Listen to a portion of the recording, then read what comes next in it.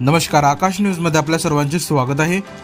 त्या तक्रारी संदर्भात चौकशी करण्यासाठी आलेल्या समितीपुढे मुख्याध्यापकच गैरहजर। प्रकरण रमेश शिक्षण संस्थेतील बोगस विद्यार्थी प्रवेशाचे। रमेश शिक्षण संस्था कुडेगाव द्वारा संचालित पंचशील पूर्व माध्यमिक शाळा भागडी व नरेश प्राथमिक शाळा कुडेगाव या दोन्ही शाळेत बोगस विद्यार्थी प्रवेश दाखवून वाढीव पटसंख्या व त्या आधारावर शिक्षकांची नियुक्ती विरोधात केलेल्या तक्रारीच्या आधारावर चौकशी समिती स्थापित केलेल्या समितीपुढे चक्क मुख्याध्यापक नरेश मेश्राम हे सूचना देऊनही गैरहजर राहिल्याने उलटसुलट चर्चेला सुरुवात झाली आहे। संस्था सचिव तथा मुख्याध्यापक नरेश मेश्राम यांच्या गैरकारभारामुळे दिवसेंदिवस शाळांमधील पटसंख्या कमी होत असतानाच चक्क अनधिकृत शाळेतील विद्यार्थ्यांचा प्रवेश दाखवून पटसंख्या वाढवली। एवढेच नव्हे तर संच मान्यतेसह शिक्षकाची नियुक्ती सुद्धा करण्यात आल्याची माहिती पुढे आली आहे।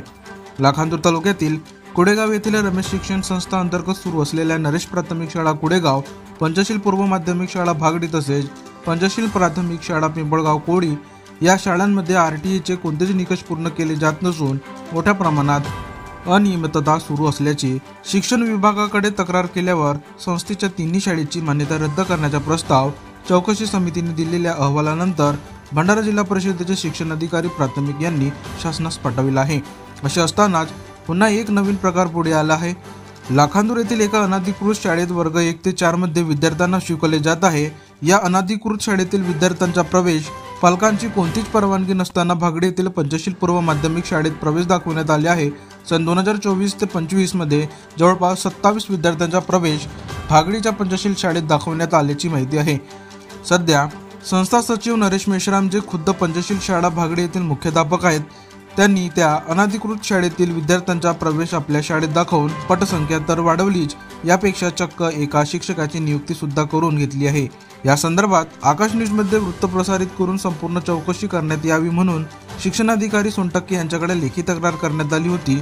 त्यानुसार शिक्षणाधिकारी सोनटक्के यांनी उपशिक्षणाधिकारी, विस्तार अधिकारी तसेच गट शिक्षणाधिकारी यांची त्रिसदस्यीय समिती गठीत करून चौकशीचे आदेश दिले।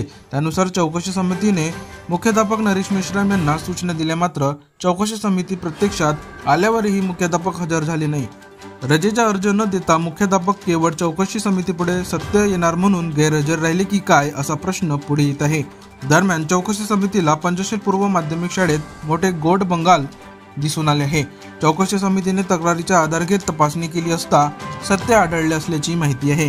आता चौकशी समितीचा अहवाल शिक्षणाधिकारी भंडारा यांना सादर झाल्यावर बोगस विद्यार्थी दाखवून पटसंख्या वाढवणे, शिक्षकाची नियुक्ती करणे, शासनाच्या विविध योजनांचा लाभ घेण्यात आला असून शासनाची दिशाभूल करणाऱ्या संस्था सचिव तथा मुख्याध्यापक नरेश मेश्राम यांच्यावर फौजदारी कारवाई शिक्षणाधिकारी सोनटक्के साहेब करणार का, याकडे सर्वांचे लक्ष लागले आहे।